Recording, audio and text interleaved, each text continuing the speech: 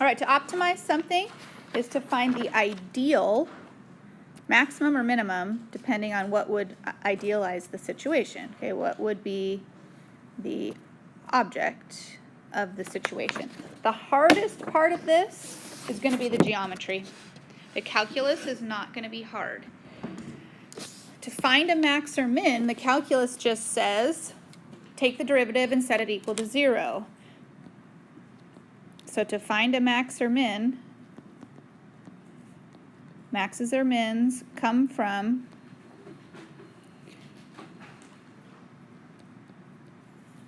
derivatives set equal to 0 or undefined.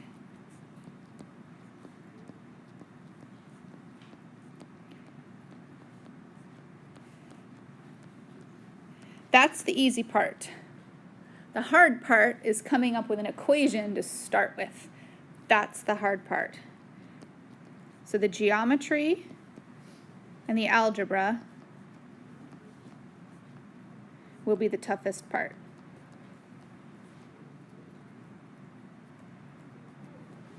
All right, so let me give you an example of a fairly challenging geometrical problem having to do with surface area.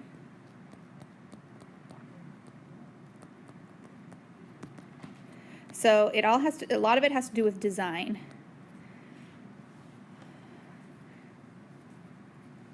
Design a can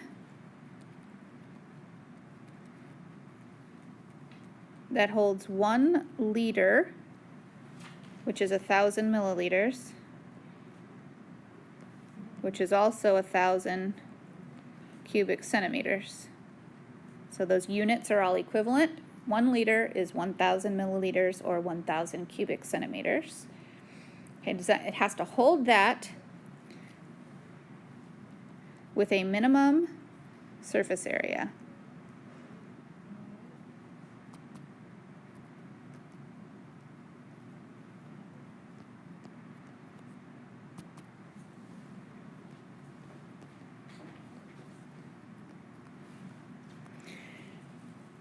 So in this situation, the volume is fixed. This is a fixed volume. You can't change the volume. The volume has to be 1 liter.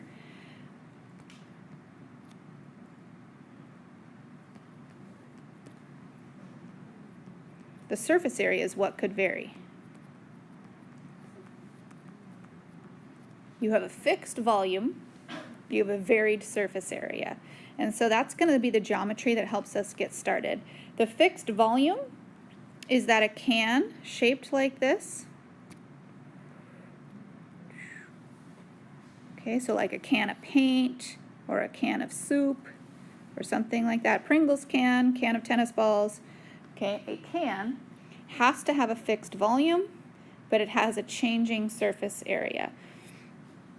And so our fixed volume is 1,000 equals pi r squared h. That's the geometry that describes the volume of a cylinder. It's the shape of the base times the height. And so we've got our height is h and our radius is r. And so our fixed volume will be 1,000. And I'm using 1,000 because I want to measure this in centimeters, and so I'm going to use centimeters cubed. The surface area is varied. So S equals, now let's describe the surface area of this. Okay, well, the surface area is all the surfaces. So you've got the bottom surface, and what's the area of the bottom? Pi r squared. Okay, not the circumference, but the area of the bottom. And then what's the area of the top? The same. So we have pi r squared around the bottom, and another pi r squared across the top, and then plus, now what's the surface area of the lateral part around the outside edge? It's a rectangle, right? If you would cut it and like unroll it, you have a rectangle, so that's going to be 2 pi r h. So we could simplify that as 2 pi r squared plus 2 pi r h.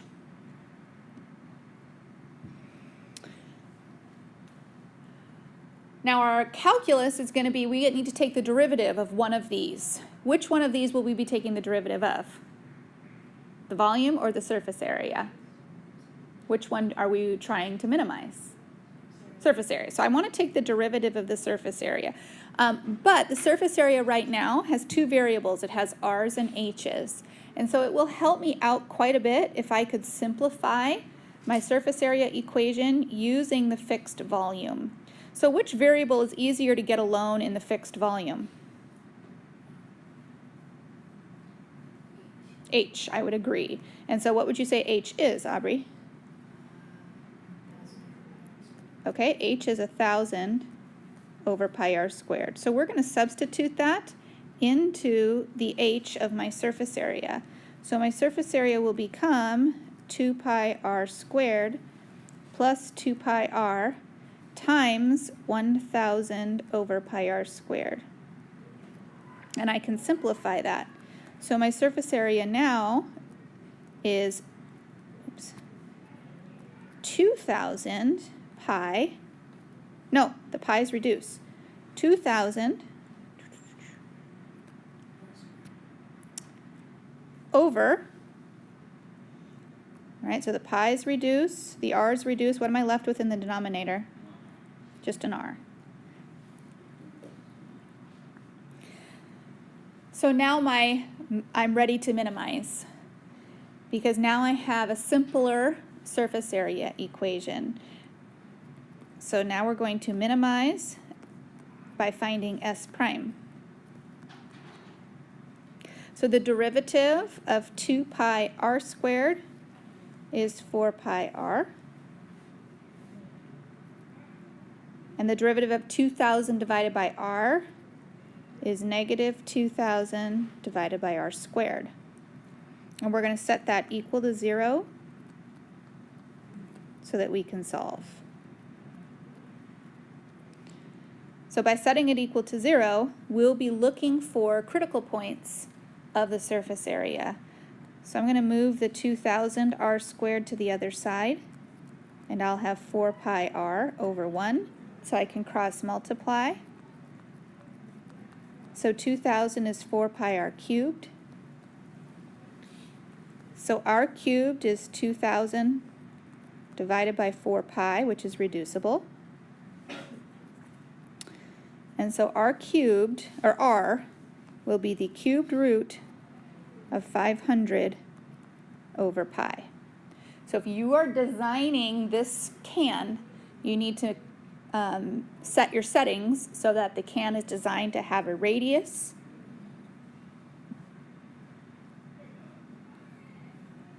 of 5,000 over pi, cube root, centimeters. We can find h by what we substituted. H is substituted as 1,000 divided by pi r squared. Okay, that's what we substituted for. And so then h would be 1,000 over pi times the cube root of 500 over pi, that whole thing squared. So it's not pretty, but that's also measured in centimeters. And so you, as whoever, like in robotics or whatever, if you're setting your 3D printer to design something, this is the dimensions you want to set it to. Okay, or you're in engineering, you're creating a machine, this is the dimensions you want to use. So you've got calculus and geometry all going on at the same time. Any questions on that one? I'm going to shrink it all down so we can see the whole problem. All right, any questions on that? When I shrink things, it always looks very nice and neat. I like that. Okay, what do you think? Anything that you didn't understand about that, or did I go too quickly? I'm going to pause it a minute. Okay, let's try another geometry example.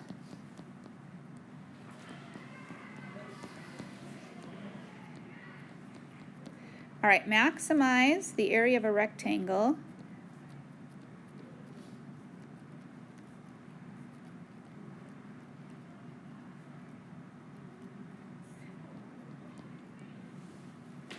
drawn under So that is another word that means inscribed, means to draw under.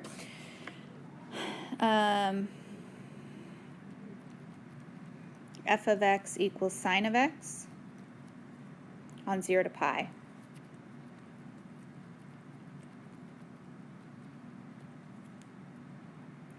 All right, maximize the area of a rectangle that can be drawn under or inscribed under the curve f of x equals sine x on 0 to pi. So let's get a picture of what this is doing. So we know that the curve looks like this from 0 to pi. And we are to draw a rectangle that is inscribed underneath. So is the rectangle short and fat, short and wide? Is the rectangle sort of a medium size? Should the rectangle be more tall? Which of those rectangles is the ideal rectangle? So that's what we're looking for.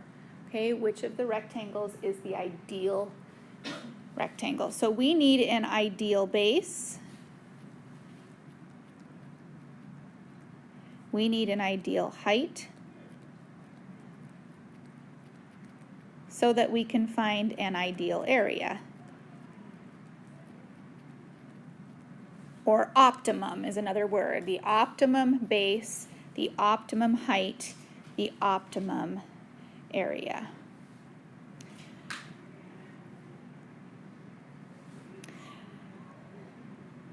Okay, depending on which triangle you pick, whether you pick, I'm going to zoom in here, whether we say that's A1 or that's A2 or that's A3 or whatever we pick, how long will the base of a rectangle be? Well, what's the maximum width? Pi. And so it's probably not that. Say, what is the width of any one of those rectangles? So say we pick A1. What would the width of that rectangle be? Just pi minus A1? What about the other side? Okay, there's a little bit missing off the other side. So if we picked, it would be pi minus 2A1. What if you picked the A2? Pi minus 2 of the A2s. What if you picked the A3? Pi minus, and so the ideal base is going to be pi minus 2 of the A's, wherever we decide to put A. All right, well, what will the ideal height be? Okay, so Trung, the A1, what's the height of the rectangle at A1?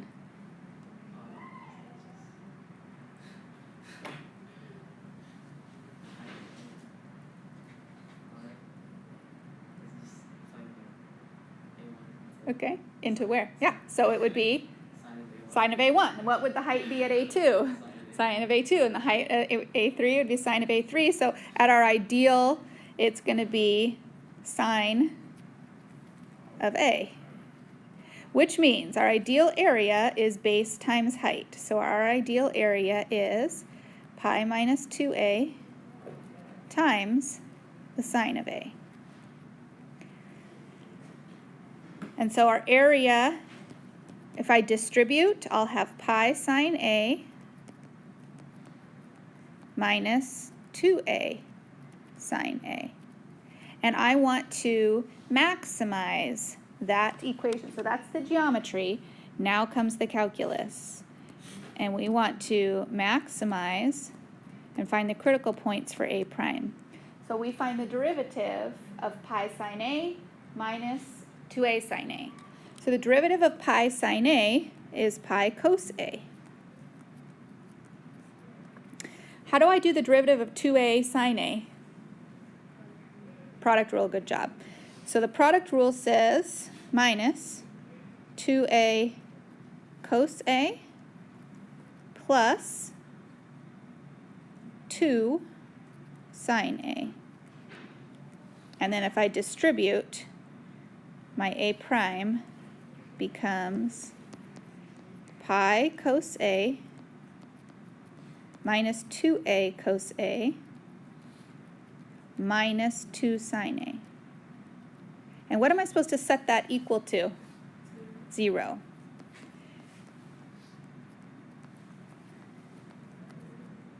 And this one we're not blocked from using our calculators on. So we're going to let our calculator solve this for us, because ain't no way I'm going to solve that one by myself. All right, so grab out your calculator, set the window to be 0 to pi, don't go any bigger than that, and graph that in radian mode and find the solution. So from the graph, we see this grid shape that comes looking like this. So there are two answers in the region. We have to make sure that we pick the one that would produce the maximum. So a maximum should be the place where it's crossing from where to where? From positive to negative. So I need to focus in on that particular one. So I'm going to find the 0 of just this one over here.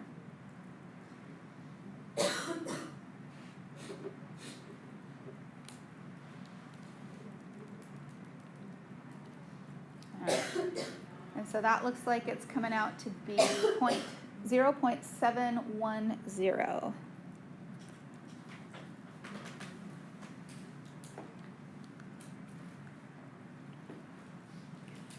And so the value of A